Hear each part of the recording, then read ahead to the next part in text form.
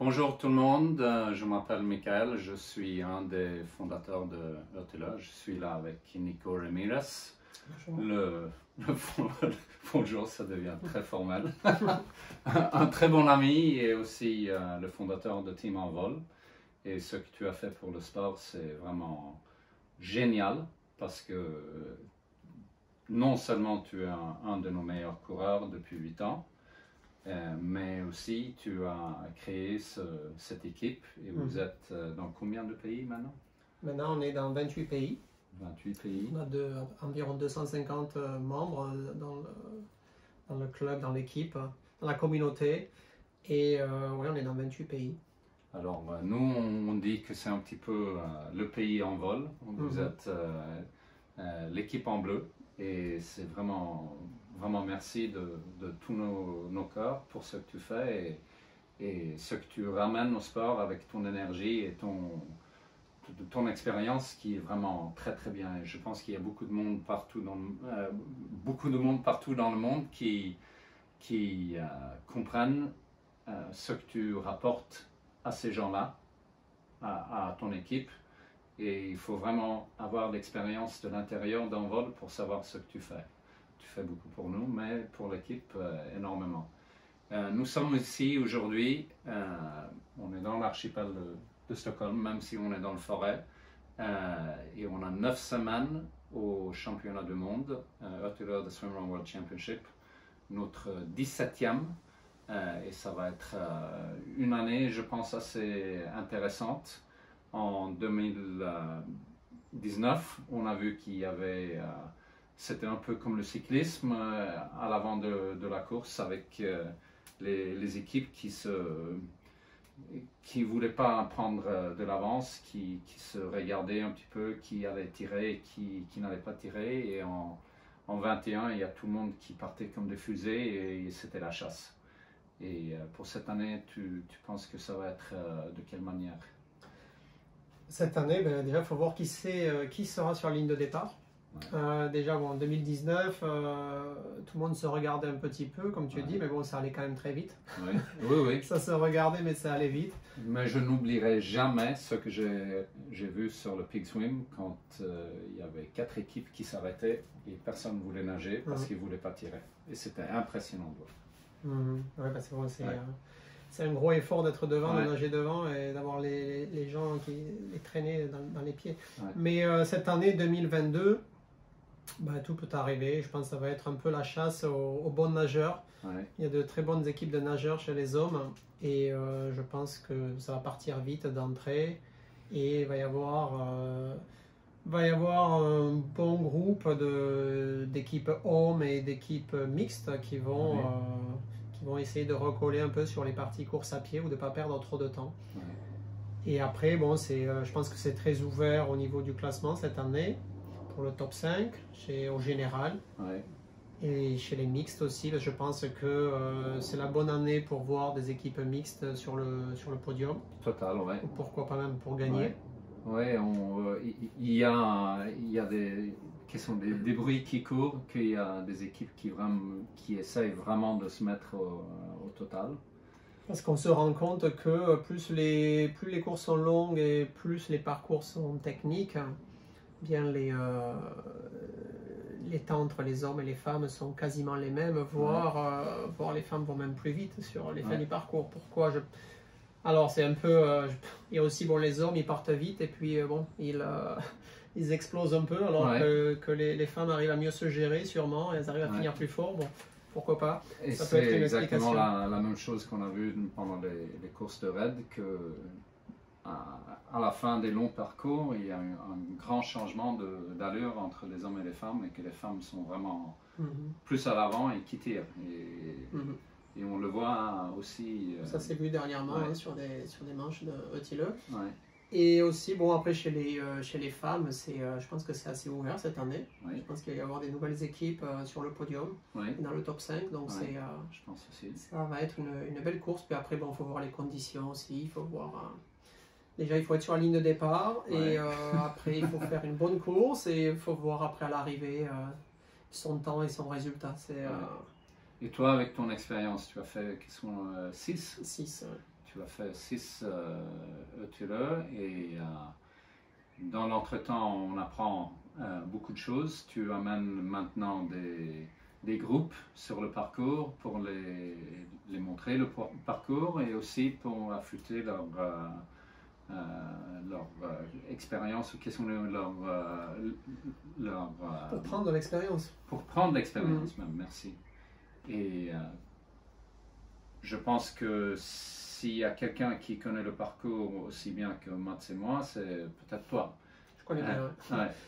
Et où il faut aller vite et où il faut aller tranquille. Et pour toi, est-ce que la course, le parcours de le championnat, est-ce que c'est un parcours où il faut juste aller à fond tout le temps ou comment il faut gérer la course, tu penses? Ben, je pense que si on peut se permettre d'aller à fond tout le temps, il faut aller à fond tout le temps. Ouais. Mais si on se connaît assez pour pouvoir gagner en 7h30 et aller à fond, c'est bien. Mais je pense que tout le monde a beaucoup d'énergie au début de la course. Tout le monde a bien mangé, bien déjeuné, tout le monde est assez frais. Donc, souvent, on va trop vite au départ. Et donc, après, automatiquement, on va ralentir. Donc, je pense que ce qui est important déjà, c'est de bien se connaître, de savoir qu'on peut bouger dans un environnement très nature, avec des variations de terrain, entre des rochers, de la forêt, du bitume, du gravier, de savoir qu'on peut bouger et bien sûr de l'eau, s'il faut nager entre temps, de savoir qu'on peut bouger sur ce type d'environnement pendant le temps qu'on veut faire, soit c'est 8 heures, soit c'est 12 heures, soit c'est 14 heures, mais déjà de savoir qu'on peut faire ça. Après l'allure, ben ça c'est quand on se connaît, on sait à quelle allure on peut. Là, il y a énormément, je pense, le rythme, les pulsations, le rythme cardiaque, essayer de rester le plus bas possible, le plus longtemps possible. Je pense que c'est vraiment nécessaire. Alors, c'est dur au début parce que il y a un peu le stress du départ, la natation, tout le monde est les uns sur les autres. Donc, c'est vrai, le cardio monte. Puis après, il y a ces îles très techniques où on est toujours un petit peu. Mais c'est là qu'il faut essayer de. Il y a un gros travail à faire de prendre sur soi et de se relâcher pour pouvoir être le plus fluide possible pendant ces premières parce que c'est intéressant parce que tu dis qu'il faut aller à fond au début, si on peut, mais en même temps c'est une des parties les plus techniques où on ne va pas vite du tout. Non. Et ça crée du stress, je pense. Ça crée énormément de stress parce que tout le monde en parle de ce début de course. C'est bon, c'est le matin, la luminosité n'est pas au top. La natation est longue, l'eau est un peu froide. Bon, si on n'est pas habitué, c'est vrai que les gens ont un peu peur de cette température d'eau. Puis il y a tout le monde qui va nager les uns sur les autres. Et c'est là où il peut y avoir des accidents, c'est-à-dire perdre une plaquette, perdre des lunettes. Ça s'est vu, tout ça, se faire passer dessus la corde, s'en mêler, donc ça rajoute du stress. Et puis après, il y a quelques passages très rocailleux qui peuvent être humides parce qu'ils sont sur le bord de l'île. Et on veut dire vraiment très rocailleux.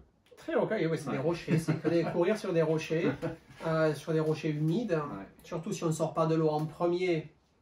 Donc les rochers vont être encore plus mouillés parce que tous les gens qui sont passés dehors ont mis de l'eau sur les rochers.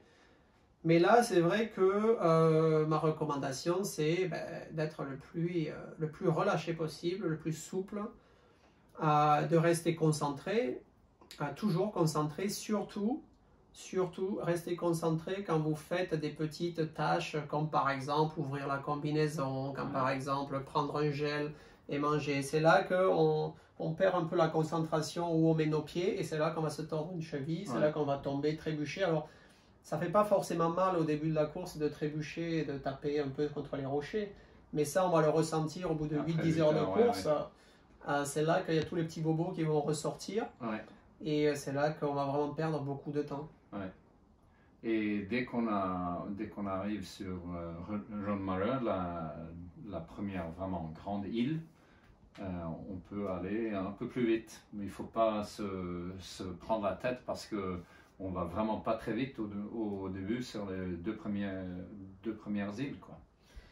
Alors c'est vrai qu'on le voit ça beaucoup, c'est dès que les équipes arrivent sur une marée, donc on va attaquer cette route en gravier il y a à peu près 5 km de route en gravier, Ouais, 4-5 km. Ouais. Il y a quelques passages de forêt aussi, mais bon, Ouais. on peut bien courir. Ouais. Là, les équipes, elles courent, elles commencent à mettre des allures élevées. Alors là, on entend beaucoup parler, ah, moi je vais courir à 4 minutes 30, je vais courir à 5 minutes, 6 minutes. Les gens se mettent des limites comme ça d'allure, et là c'est une erreur. Ouais. C'est une erreur parce que si on n'arrive pas à faire notre allure de 4,30 alors qu'on a prévu de la 4,30, bon, on se met un stress encore plus dans la tête. Ouais. Et on va le payer par la suite parce que c'est un effort très long. Donc mon conseil c'est le premier tiers de la course d'être le plus souple, le plus relâché possible, juste penser à prendre soin de soi, de son coéquipier, prendre soin de sa nutrition, de son hydratation, de manger, ne pas oublier de manger, même quand on est sur ces rochers très humides au début, si ça fait 40 minutes, 45 minutes qu'on est parti, c'est là qu'il faut prendre un gel. Il vaut mieux s'arrêter 30 secondes et prendre un gel au lieu d'essayer de stresser et d'attendre 90 minutes avant de prendre ce premier gel. Et non, c'est important. Et quand on parle de ce parcours, c'est vraiment un parcours plutôt mythique. Les gens ils parlent de Peak Swim et ils parlent disons, le semi-marathon vers la fin. Et je pense qu'il y a beaucoup de gens qui oublient ce qu'il y a entre les deux et que c'est là et ce qui reste après. Et c'est là qu'ils se font vraiment mal mentalement, plutôt physiquement aussi, oui, mais vraiment mentalement. Qu'est-ce que t'en penses, toi? Ben, disons que le Peak Swim, donc c'est pour les gens qui ne connaissent pas, c'est une natation de 1400 mètres. Alors c'est un petit peu en travers, enfin, on va du nord au sud, mais c'est un peu décalé, donc les courants viennent normalement sur le côté, c'est assez désagréable, ou alors bon, ça peut être des conditions superbes comme en 2018. Mais c'est pas souvent. Mais non, c'est pas souvent. Et c'est vrai que ça fait peur, mais c'est plus ce qu'il y a après ça. Après ça, il y a quand même des îles assez techniques, des forêts assez techniques. Et il y a une autre natation de 900 mètres qui arrive juste après. Et donc on a un petit peu froid de cette longue natation de 1400 mètres, ce Peak Swim. Et on n'a pas le temps de se réchauffer et on va attaquer la natation de 900 mètres. Et après ça encore, on va avoir ce 20 km à courir. Donc ma recommandation, c'est vraiment les 90 minutes ou l'heure qui arrive avant ce Peak Swim, de vraiment se ravitailler, de vraiment se charger en énergie, vraiment se réchauffer à ce moment-là. Quand on va arriver sur l'île de Nam 2, où il y a cet aller-retour pour ce ravitaillement, c'est le timing 6, il me semble. C'est là qu'il faut vraiment bien se ravitailler. Il faut bien penser que le Peak Swim arrive, puis après il y a ce 900 mètres. Bien manger, bien être... il faut vraiment se renforcer dans la tête aussi, et dans l'équipe. Et une fois qu'on a passé ce Peak Swim, ce 1400 mètres à nager, continuer à bouger, à manger, ne pas s'arrêter. Parce que beaucoup, moi, ce que je vois, c'est que les gens, ils sortent de ce 1400 mètres, ils arrivent sur les rochers, c'est souvent venté, et donc il fait un peu froid. Et ils s'arrêtent là, sur les rochers, bon, ils sont congelés.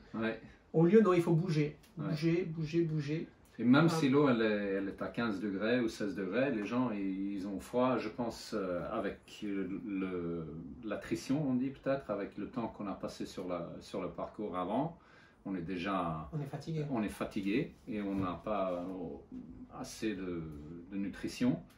Et les gens, comme tu dis, ils s'arrêtent. Ils s'arrêtent, et là, de s'arrêter, tu perds encore plus mentalement. Et donc, continuer de bouger, se réchauffer. Marcher, courir, c'est faire des grands mouvements en fait. On le voit avec les nageurs d'eau froide, l'hiver, ainsi en Suède, quand ils ont fini leur natation en eau froide, il faut bouger les grands muscles du corps, les dorsaux, les jambes, les fessiers. Et pour ça, il faut marcher, faire des grands mouvements de bras. Et donc quand on a passé ces 3 îles après le Peak Swim, on a ce 900 mètres à nager. Ce 900 mètres, il va d'est à ouest, donc c'est une autre orientation. Et les gens, ils oublient trop souvent cette natation. Ouais. Donc après, on a encore plus froid. Et ça va être le moment d'attaquer le 20 km. Donc ouais, pensez à bien vous réchauffer avant le Peak Swim et entre le Peak Swim et cette natation de 900 mètres. Ouais. Et toujours manger, manger, manger. Ouais. Très important. Et après, on attaque ce semi-marathon sur l'île de Hoonah et les gens pensent que la course elle est finie. Et qu'est-ce qui se passe? Mais les gens pensent aussi qu'ils vont pouvoir courir à des allures, s'ils ont fait un semi-marathon en 1h30 ou en 1h45, ils pensent qu'ils vont pouvoir faire pareil, mais pas du tout parce que je pense qu'il faut vraiment faire, multiplier ça par 0,5 ou par 2 même, parce qu'on est très fatigué. Donc, continuer de bouger constamment, ne pas regarder l'allure, ne pas regarder s'il y a des équipes qui nous doublent ou des équipes qu'on va doubler parce que c'est pas fini encore. Non. C'est pas fini parce qu'une fois que vous allez passer ce ravitaillement à l'église de Hoorn, je pense que c'est le 14, il me semble, le timing 14, il y a encore de la route et avant la sortie de l'île de Hoorn, il va y avoir encore 1 kilomètre de forêt très très technique. Qui va s'enchaîner avec 5 îles très techniques. Très techniques, des rochers, comme il y a eu au début de la course, les mêmes rochers seront on les a transportés à la fin, même pire, ils sont un peu plus tranchants, il y a un peu de dénivelé. Et c'est vrai, ça aussi c'est bien ce que tu dis du dénivelé, parce que les gens disent ah mais c'est bon, moi je suis habitué à courir en montagne. Je suis habitué au dénivelé, là il n'y a pas de dénivelé, non, il y a énormément de dénivelé, même si les chiffres ne le montrent pas, parce que chaque île qu'on fait, on monte presque au sommet de l'île et on redescend de l'autre côté. Il y a énormément de petits rochers à passer, donc ça fatigue énormément. Et en île, dans l'archipel de Stockholm, c'est à cause qu'est-ce qu'on dit, du temps de la glace, qu'est-ce qu'on dit, Ice Age, l'époque glaciale. Et ça veut dire que toutes les îles, ils sont entre 35 et 45 mètres de dénivelé. Et on le sent, le côté nord, il est un peu moins pentu, et le côté sud, il est un peu cassé. C'est raide, c'est vrai. Raide et cassé. Il y a normalement beaucoup de blocs et de rochers sur le côté sud. Et c'est à cause du temps glacial, quand la glace est venue, et elle a déposé toutes les rochers sur le côté sud. Et le parcours, il va de nord en sud. Alors, comme tu dis, il y a ça. Et il y a 24 îles à faire. C'est vrai que toutes les descentes les plus raides, elles sont toujours côté sud. C'est vrai, je n'ai pas pensé à ça. Mais donc, il y a un gros travail à faire à niveau, je pense, renforcement musculaire. Ou tout ce qui est chaîne abdominale, les fessiers, les ischio-jambiers, tout ce qui est les muscles derrière la cuisse et autour des hanches. Pourquoi? Parce qu'il y a 24 natations, 24 fois où on va devoir serrer le pull buoy entre les jambes et être totalement bloqué, tendu au niveau des fessiers, des muscles autour des hanches, dans une eau un peu froide, et souvent pendant longtemps. Et après, on va devoir se redresser, passer de la position horizontale à la position verticale, donc faire un gros effort au niveau musculaire abdominal et commencer à activer les jambes et à bouger. Donc c'est vrai que... bouger en dénivelé, normalement. Bouger en dénivelé, monter les jambes, les baisser, sauter par-dessus des cailloux, par-dessus des arbres. Et c'est vrai que même moi personnellement, je l'ai beaucoup ressenti après quelques heures de course. Ben oui, les adducteurs commencent un peu à être un peu tendus. Donc il vaut mieux faire des séances de renforcement musculaire au lieu de rajouter de la course à pied si vous avez du temps dans la semaine. Je pense aussi. Rajouter des séances de squat, d'abdos et pour pouvoir vraiment être le plus près possible pour la deuxième partie de la course. Et c'est, comme tu le dis beaucoup dans tes séances d'entraînement, qu'on fait ça beaucoup avec le corps. Quand on sort de l'eau, on est là, il faut faire ça et après se mettre debout. Ça veut dire qu'on travaille énormément avec avec le centre du corps. Il faut vraiment pouvoir le faire et avoir un peu de flexibilité et de la force. Tout à fait. Hein. Tout à fait. Et c'est vrai que maintenant que tu parlais, je réfléchissais aux blessures qu'on voit le plus souvent, mais c'est douleur au bas du dos, le mal au pubis, là où vraiment tu fais les efforts pour te relever. Ça, c'est des blessures très courantes. Les adducteurs, des déchirures aux adducteurs sont des blessures très fréquentes. Hein. Et tout ça, ça vient que, oui, on nage avec le pool boy et tout est tendu, il n'y a rien qui bouge. Il n'y a pas le battement de jambes comme à la piscine. Et après, se remettre à bouger, ça crée énormément de changements. Et les gens qui viennent avec des plaquettes comme des sièges de toilette, qu'est-ce qu'on dit? Ben on voit vraiment que maintenant, on testait ça avec certains de nos athlètes élites. Hein, ils vont plus vite sur la durée avec des plaquettes plus petites. Hein, parce qu'ils peuvent accélérer. Ils ont plus de mobilité d'épaule après la deuxième partie de leurs entraînements ou de leur course.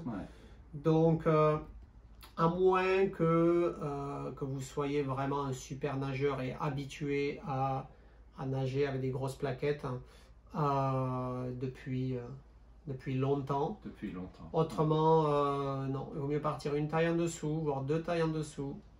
Et d'être sûr que vous allez pouvoir bouger les bras et avancer aussi rapidement après 8 km que pendant les premiers 500 mètres de course. Parce que bon, tout le monde va vite pendant les premiers 200 mètres ou les premiers 300 mètres, mais c'est après que les écarts se font. Donc, et si on est fort à la fin, on gagne énormément. Alors, on ne gagne pas. Disons que les autres perdent plus. C'est surtout ça.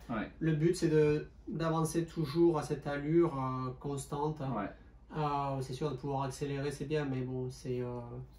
Je ne vois pas qui peut accélérer à la fin. C'est plus les autres équipes qui perdent du temps.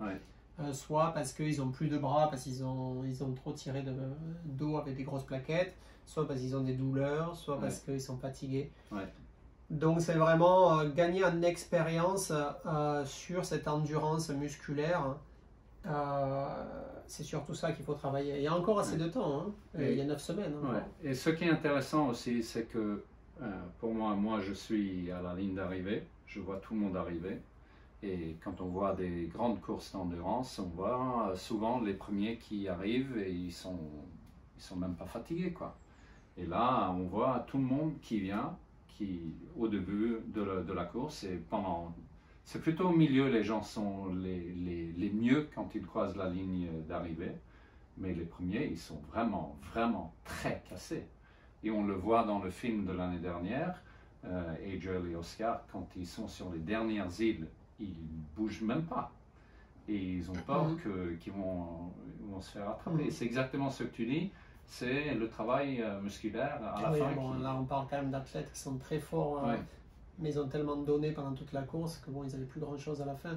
Mais il vaut mieux se consacrer à, là surtout pendant ces dernières 8-9 semaines, à faire un gros travail de renforcement musculaire, parce que c'est quelque chose qu'on peut améliorer encore pendant 8-9 semaines, on peut vraiment améliorer, de mobilité d'épaule, de renforcement des épaules, au lieu d'essayer de rajouter trop de course à pied ou trop de natation. Parce qu'on a beaucoup d'équipes françaises qui viennent. Je pense, oui. Qui est fantastique, comme tous les ans. Et je pense que le parcours, il est technique et on a beaucoup c'est positif si on a pu étudier le parcours et tout ça, mais c'est pas le plus important. Parce que ce que tu dis, c'est le plus important, c'est de la préparation physique. Préparation physique. Et de le faire de la bonne manière. De la bonne manière. Parce que quand on regarde les parties techniques, très techniques, comme les premières îles, ou l'île de Monqueux qui est très technique, surtout sur les rochers, il n'y en a pas énormément en pourcentage quand on compare le total de la course à pied. Donc, je pense qu'il vaut mieux passer du temps. Et puis, sur ces passages très techniques, le but c'est de toujours bouger. Bouger le plus en sécurité possible sans se mettre trop dans le rouge et pas se stresser. Parce que beaucoup, on Et voit... pas prendre de risques. Voilà, pas prendre de risques, parce que ce serait vraiment dommage de se tordre une cheville en début de course ou dans un passage technique, parce qu'après on ne pourra pas finir la course. On voit beaucoup d'équipes qui sont stressées, qui courent dans ces sections très techniques avec la corde attachée, ce qui est très bien. Je sais, les équipes en tête, on fait ça. Mais on est très entraîné à courir sur des rochers attachés. Ouais. Mais peut-être il vaut mieux se détacher, il vaut mieux ne pas se stresser. S'il y a une personne plus rapide, si notre partenaire est plus rapide, bon, mais le partenaire peut rester à côté, essayer de soutenir au lieu de stresser l'autre personne. Pour revenir à l'entraînement, je pense que c'est important là, ces dernières 8 semaines de faire la bonne séance au bon moment. Et je pense qu'entre la semaine 7 et la semaine 5 3 avant la course, donc de 7 semaines à 3 semaines avant la course, de faire ces gros week-ends d'entraînement. Je dis week-end, mais ça peut être un lundi, mardi, hein, c'est 2 jours d'affilée, ou pendant 4 semaines d'affilée, ou voire 5, faire un gros samedi de swimrun, partir avec 3-4 heures de swimrun très très souple, où on travaille les transitions avec son partenaire, on travaille vraiment l'osmose entre les coéquipiers, on apprend à connaître son matériel, on se nourrit, on mange et on boit ce qu'on va manger et boire le jour de la course. On ne fait pas ça la semaine avant, c'est trop tard. Après ces 3-4 heures de swimrun, on va se mettre dans l'eau froide si possible, et on va nager 30-45 minutes non-stop avec son coéquipier. S'il y a des vagues, c'est encore mieux. Si ça bouge un petit peu, c'est mieux. Mais bon, on fait ce qu'on peut dans sa localité. Et pas dans la piscine, quoi. En eau libre. Essayez de nager en eau libre, parce que la course est en eau libre. Là, maintenant, c'est à 8 semaines du départ. Il vaut mieux nager en eau libre. Et ensuite, le dernier moment de l'entraînement, une fois que vous sortez de l'eau, vous partez pour 45 minutes à 1 heure de course. Je dirais, essayez un bon rythme. Un bon rythme, un rythme que vous voulez essayer de tenir sur les îles comme Orneux. Donc vous voyez, vous avez cette séance de 5-7 heures à répéter tous les samedis. Et le dimanche, vous vous réveillez, le corps est fatigué, bien cassé du samedi. On part pour faire un trail technique. 1 heure, 90 minutes. Une petite natation derrière, pour garder un peu cet esprit de transition. 30 minutes, 1 heure max. Et on a un gros bloc d'entraînement. Et on finit le week-end, quand la semaine a été bien lourde, on finit le week-end avec une bonne séance de renforcement musculaire. Le dimanche soir ou le dimanche après-midi. Un bon renforcement musculaire avec beaucoup de squats, avec des fentes avant, des fentes arrière, avec des sauts sur des boîtes, sur des box. Les sauts, c'est important. Beaucoup de planches pour travailler le renforcement, les travails de fessiers. Et là, vous avez vraiment, mais ça, le répéter 4-5 semaines d'affilée, je pense que c'est après ce que vous faites pendant la semaine. Faites du renforcement musculaire, travaillez votre technique en natation, en course à pied. Si vous avez des rochers vers chez vous, travaillez sur les rochers. Je sais que moi, j'ai pas mal de clients et de membres en vol qui habitent, ils ont rien de technique chez eux, mais ils habitent au bord de l'eau et ils ont des digues. Il y a des cailloux artificiels, voilà. Courir sur ces cailloux, c'est de rester le moins de temps possible sur chaque pas, toujours être en mouvement. Et même s'il pleut. Oh, surtout s'il pleut. Surtout s'il pleut. On a fait un entraînement hier avec des athlètes élites et c'était humide, et c'était, comme je leur ai dit, c'est les conditions parfaites. Parfait. Ça, on va pouvoir vraiment tester, se tester dans le dur. Voilà ce que je recommande. Et pour finir, tes 3 conseils personnels pour quels sont-ils? 3 conseils. Déjà, le 3e, c'est ce que je viens de dire. Faire ces 8-9 semaines de travail spécifique. Ça, ne pas le zapper. Si vous pensez que faire une sortie de 3 heures de swimrun, ça suffit. Donc, je pense que vous allez être fatigué vers la moitié du parcours. Donc, exagérez ce long week-end.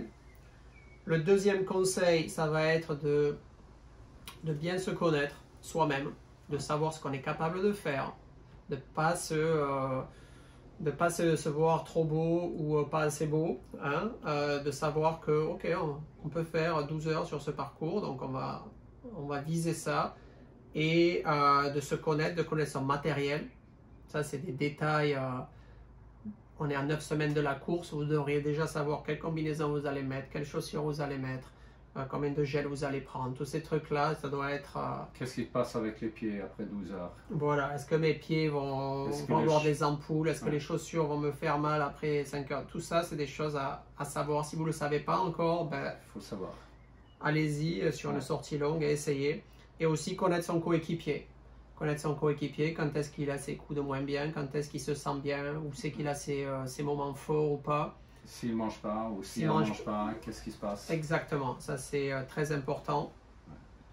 Et le conseil, je pense, le plus important, c'est surtout d'être le plus relâché possible, le moins stressé possible.